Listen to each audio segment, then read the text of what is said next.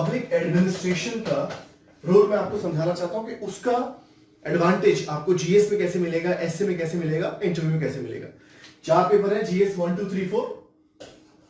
Primarily public administration का जो relationship है वो जीएस 2 के साथ है। मतलब जीएस 2 में प्राइमरीली क्या है, मेनली क्या है, उसमें आता है polity, governance and then international relation and social issues या वेलफेयर स्कीम्स भी उसमें डिस्कस होती हैं इस पेपर के अंदर। मतलब मेजर पार्ट जो है ऑलमोस्ट 85% पोर्शन जो है वो पॉलिटी गवर्नेंस का ही है।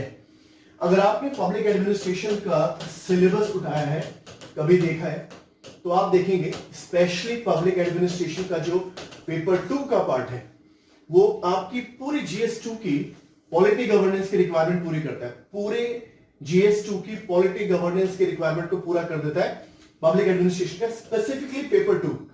हालांकि पेपर 1 से भी काफी सारे टॉपिक हैं जो आपको इस सब्जेक्ट में हेल्प करेंगे।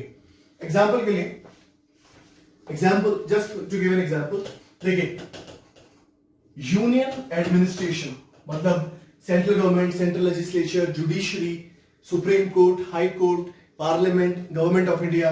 उसके बाद आप देखिए स्टेट एडमिनिस्ट्रेशन, उसके बाद आप देखिए लोकल गवर्नमेंट। सिर्फ एक छोटा सा एग्जांपल मैं आपको दे रहा हूं। उसके बाद सिविल सर्विसेज, उसके बाद ई गवर्नेंस, उसके बाद सिटीजन चार्टर, उसके बाद ट्रांसपेरेंसी। ये सिर्फ एक सैंपल है। All these are covered in GS paper 2। ये जीएस पेपर 2 के सिलेबस में है और यही as it is public administration के पेपर 2 और पेपर 1 में भी मिलेंगे। आपको एक एक टॉपिक मिलेगा उसके अंदर। तो अगर आपने पब्लिक एडमिनिस्ट्रेशन तैयार कर लिया तो समझिए कि जीएस 2 ऑलमोस्ट उसका 80 to 85% पोर्शन पब्लिक एडमिनिस्ट्रेशन से ही आप अटेम्प्ट कर सकते हैं। जीएस 2 की बात कर रहा हूं मैं। करंट अफेयर्स जरूर है जो दोनों में कॉमनली लगता है। पब्लिक एडमिनिस्ट्रेशन पेपर 2 के लिए भी करंट अफेयर्स चाहिए और जीएस 2 में भी करंट अफेयर्स का इनपुट है। मींस कॉन्सेप्चुअली जो आप वहां पढ़ रहे हैं और जब आप यहां पढ़ेंगे बिल्कुल सेम है, GS 2 and public administration. Then I come to on other areas. Let's say I talk about GS 3। अब मैं जीएस 3 की बात करता हूं। इसमें मेनली तो जैसे उसमें इंडियन इकोनॉमी और डिजास्टर मैनेजमेंट है। अब देखिए इंडियन इकोनॉमी और डिजास्टर मैनेजमेंट पब्लिक एडमिनिस्ट्रेशन में आपको 2 चैप्टर मिलते हैं। एक है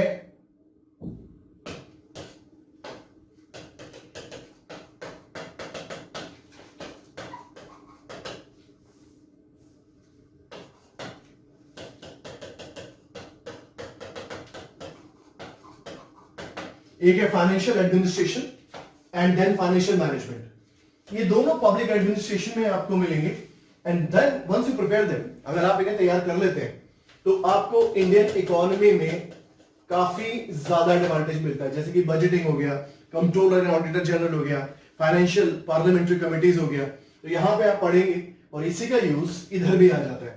प्लानिंग भी जो पेपर 3 में उस पे क्वेश्चन आ सकते हैं। Planning, economic planning, social planning, this is part of GS paper 3. This is covered specifically as a topic, as a chapter in paper 2 of public administration. Public administration के paper 2 में एक पूरा topic है इसके ऊपर, planning, then financial administration, financial management. अगर आपने ये तैयार किया तो GS 3 की जो इंडियन इकोनॉमी में आपको काफी ज्यादा हेल्प मिल जाती है। इसके साथ साथ डिजास्टर मैनेजमेंट, अपने आप में एक टॉपिक है, GS 3 में भी है जी और पब्लिक एडमिनिस्ट्रेशन में भी मिलेगा। तो वहां आप तैयार करते हैं, आपको यहां हेल्प मिलेगी। इसके बाद अगर आप देखें, एक छोटा सा एग्जांपल मैं आपको देता हूं एथिक्स के साथ। जीएस पेपर 4 जो मोस्टली हम उसको एथिक्स बोलते हैं, एथिक्स पेपर में भी पब्लिक एडमिनिस्ट्रेशन से आपको काफी हेल्प मिल जाती है। कैसे मिल जाती है? Just to give an idea, देखिए फॉर एग्जाम्पल एक टॉपिक हुआ करप्शन का, उसके बाद एक टॉपिक हुआ कोड ऑफ कंडक्ट, उसके बाद है कोड ऑफ एथिक्स, उसके बाद है वैल्यूज इन पब्लिक सर्विस, उसके बाद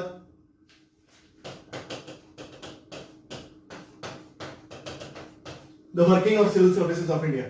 Now, if you go through the syllabus of public administration, तो आप देखेंगे ये सारे टॉपिक पब्लिक एडमिनिस्ट्रेशन में कवर होते हैं और यही टॉपिक आपको एथिक्स के पेपर में इमेंस हेल्प कर सकते हैं, डायरेक्टली भी और इनडायरेक्टली भी. मैं ये नहीं कहता कि पूरा एथिक्स का पेपर पब्लिक एडमिनिस्ट्रेशन में आ जाता है या पबैट तैयार करने से पूरा एथिक्स तैयार हो जाता है. I am not saying this, but I am saying that if your public administration is strong, तो वहां पे काफी सारे जो टॉपिक्स हैं वो पैरेलल है. अब ethics in administration, public administration में एक पूरा टॉपिक दिया उन्होंने, एथिक्स इन एडमिनिस्ट्रेशन, और आप वो पढ़ते हैं तो इससे भी आपको GS4 के अंदर हेल्प मिलती है. Code of conduct, code of ethics, civil services, all these are taught in public administration and these things will eventually help you out in GS paper 4. GS1 की भी अगर मैं बात करूं, GS1 के साथ इसका रिलेशनशिप है मगर उतना नहीं है जितना GS2, 3 या 4 के साथ. GS1 के साथ भी अगर आप देखते हैं कि GS1 में उन्होंने एक टॉपिक मेंशन किया, effects of globalisation in Indian on Indian society, effects of globalisation on Indian society.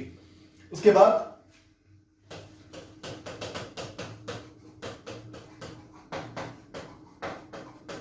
Social empowerment जैसे कि women groups, self help groups, ये इन्होंने एक टॉपिक मेंशन किया है. Social empowerment, effect of globalisation GS1 में mention है. उसके बाद वैल्यूज जो है जो कि हम पढ़ते हैं कॉन्स्टिट्यूशन में, जैसे कि communalism, then you have got secularism, और आप देखते हैं these are the topics of GS paper 1. These are the topics of GS paper 1 and they are all discussed in public administration also. ये GS पेपर 1 के topics हैं और ये public administration में भी डिस्कस होते हैं. तो अगर आपने यहां पढ़ा है इसका यूज आप इधर कर सकते हैं, और आपने यहां पढ़ा है तो इसका यूज आप पब्लिक एडमिनिस्ट्रेशन में कर सकते हैं. Let me just tell you, because the time is also limited, video की एक पर्टिकुलर लेंथ है जिसको हम क्रॉस नहीं करना चाहते. I just give you a very small sample that how public administration can help you in GS और how preparation in GS will strengthen your understanding about public administration. तो इसकी जो ओवरलैप है, हर ऑप्शन की कहीं ना कहीं कोई ओवरलैपिंग होती है GS के साथ, मगर जो लेवल ऑफ ओवरलैपिंग पबैट देता है आपको GS के पेपर के साथ, एसए के साथ, वो मेरी अंडरस्टैंडिंग के हिसाब से काफी ज्यादा है. But then this should not be the reason you should go for selecting public administration और एनी ऑप्शनल कि भाई यहां पढ़ लेंगे GS पढ़ने की जरूरत है, ऐसा नहीं है.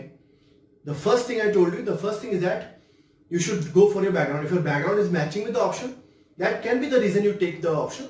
The biggest factor is interest. आपका किसी ऑप्शन में कितना इंटरेस्ट है, आपको कितना पसंद है. अब जबरदस्ती आपने रॉकेट साइंस ले लिया मगर आपको इंटरेस्ट साइंस में है नहीं तो कोई फायदा नहीं है. Are you getting me? Interest should be in that particular option. Then choose it, and then the resources are available or not, and then finally how much help the option will give you in GS. These are some factors. और आप देखते हैं public administration अपने आप में एक बात बताने वाली ये भी है, मैं बता दूं आपको बिकॉज काफी लोगों को बात नहीं पता होगी. 2015 के बाद से लबास्टा में अगर आप IAS हैं, IAS ट्रेनिंग है, तो अपनी ट्रेनिंग खत्म करने के बाद वो आपको 2 साल की डिग्री देते हैं MA इन पब्लिक मैनेजमेंट, क्योंकि ओवरलैपिंग है पब्लिक एडमिनिस्ट्रेशन और पब्लिक मैनेजमेंट जो वहां पे आपको ट्रेनिंग में सिखाएंगे. GNU से आपको डिग्री मिलती है, पूरे 2 साल का MA मानते हैं वो आपको, once you have gone through the training for IAS at Labasta, they consider you as Master of Arts Public Management, और डिग्री भी आपको मिलती है. उसके बाद once you are into the service, then you are nothing but public administrator. So somehow this training will help you out after you join the service also. And then we'll try to come up with more videos. We'll try to come up with some more videos where I tell you the very typical nature of this optional public administration.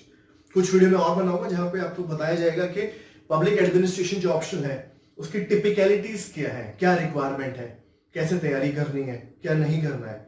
So we'll try to keep sharing more information with you in the coming videos. I hope somewhere this video will help you out in deciding either optional. And I'm not saying that go for PubAd only, you can go for any option. That is, I told you the biggest factor should be your interest. Wherever your heart is, go with that option. क्योंकि अगर आपको interest आएगा तो मेहनत करके आप अच्छा perform कर पाएंगे. इंटरेस्ट नहीं आ रहा है तो फिर मेहनत करने का मन भी नहीं करेगा. Go with your interest, I think. Thank you very much. Good luck to all of you.